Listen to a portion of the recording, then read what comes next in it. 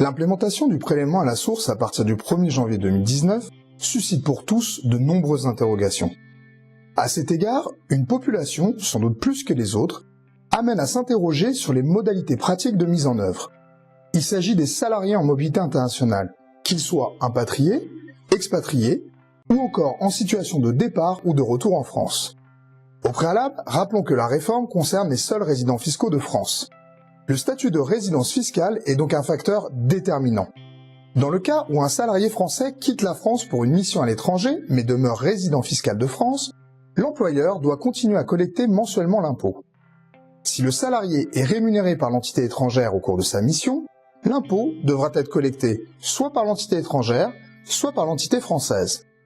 Enfin, pour le salarié qui deviendrait imposable dans l'État où il réalise sa mission, l'employeur a la faculté d'exclure de la base soumise au prélèvement à la source la portion de rémunération imposable dans cet État afin d'éviter à son salarié une situation délicate de trésorerie. Autre cas, un salarié étranger, non connu de l'administration fiscale, arrive en France le temps d'une mission ou dans le cadre d'un transfert international et devient résident fiscal de France. Tout d'abord, si le salarié est rémunéré par l'entité française, c'est l'employeur français qui collecte l'impôt.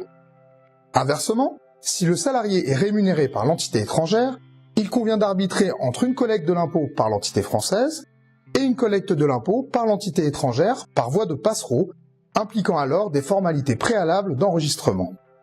Dans tous les cas, n'étant pas connu de l'administration fiscale, le taux neutre sera appliqué par défaut aux salariés étrangers. Ce taux peut donc être en totale inadéquation avec sa charge fiscale réelle. Pour pallier à cette situation, il pourra se rapprocher des services fiscaux afin de solliciter la modulation de son taux.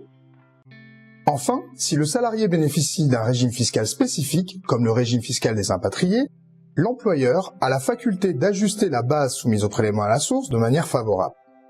Dernière situation. Le salarié français connu de l'administration fiscale revient en France après une mission à l'étranger. À compter de son retour, il est considéré comme résident fiscal de France. S'il était résident fiscal de France en 2017, un taux sera automatiquement transmis à son employeur. Dans le cas contraire, et s'il n'a perçu aucun revenu de source française au cours de l'année 2017, aucun taux ne sera transmis à son employeur, qui devra donc appliquer le taux neutre. Quel que soit le cas, ce taux sera potentiellement inadapté à la situation contemporaine du salarié. Il pourra donc se rapprocher des services fiscaux afin de solliciter la modulation de son taux. À défaut, le complément ou la restitution d'impôt interviendra l'année suivante après sa déclaration annuelle des revenus. En tant que collecteur de l'impôt, l'employeur doit appliquer le taux transmis par l'administration. Néanmoins, il demeure responsable de la détermination de la base imposable. La faculté laissée aux entreprises d'ajuster le montant soumis au prélèvement à la source permettra, dans un contexte de mobilité internationale, une meilleure gestion de la trésorerie, aussi bien pour les salariés que pour les entreprises qui, bien souvent, s'acquittent en nom et pour le compte de leurs salariés de l'impôt sur le revenu.